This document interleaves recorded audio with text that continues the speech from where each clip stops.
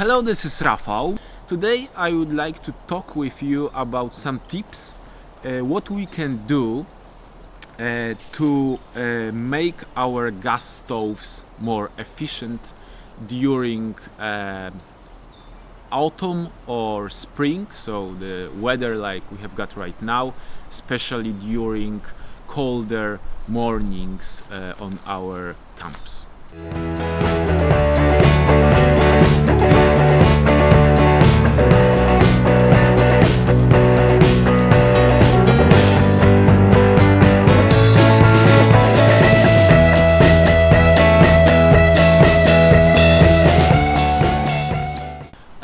First of all, I have got a short tip for people who would like to buy a new gas stove. So you can, if only you can afford a little more expensive one, I would suggest you to choose something like this one, this stove. This is the MSR Deluxe stove. Or you can choose a little heavier the reactor system or wind burner system, or and this is because those stoves include pressure valve, which makes those a lot more efficient during low temperatures. If you want a little better, a little more efficient gas stove, you can also choose something like a jet boil system, where the pot and the stove itself, this is a one system when you connect those, and those have also radiators, and the whole system is a lot more efficient than the standard stove and a completely separate pot. But if you have your favorite stove, like I have got my ultralight BRS 3000 titanium stove, what we can do to make the stove a little more efficient during colder mornings. Okay, so first of all we need to ask the question, what makes gas stoves working worse during low temperatures? And this is the gas itself. We take gas outdoors in very popular gas canisters like this one. Inside we have got a butane or isobutane mix, which is in liquid, right? And before it burns in our stove, it has to vapor from the liquid into the gas. To do that, we need to deliver a high temperature.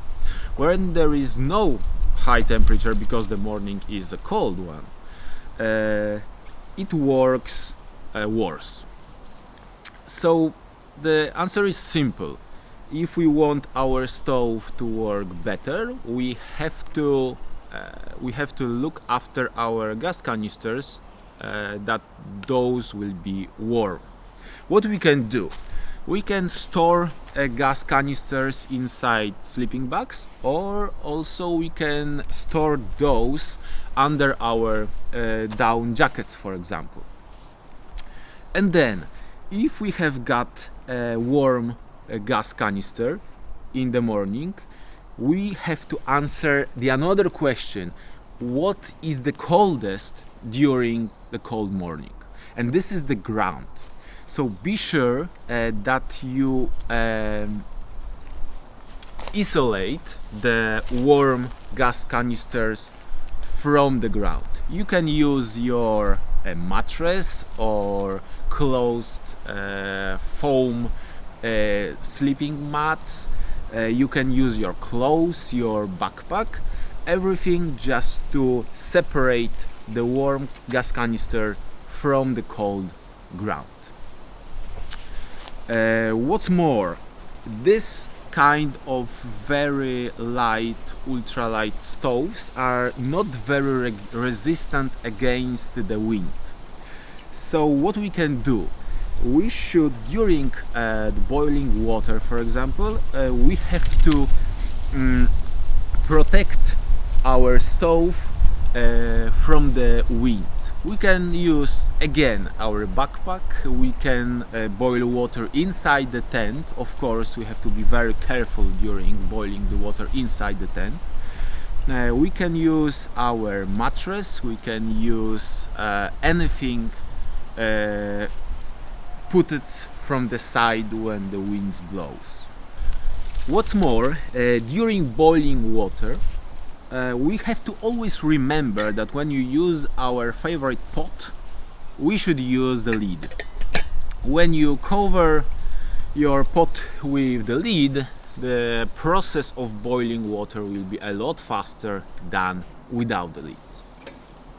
The next great advice is that when we camp very close to the river or very close to the lake, we have to remember that when it is cold outside, for example it is 2 degrees, we have to remember that the water is always warmer than the air.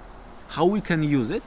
We can put our stove in the water, and then the canister, the gas canister, will be inside the warmer water, and that will make the whole system working a lot faster than in the colder air.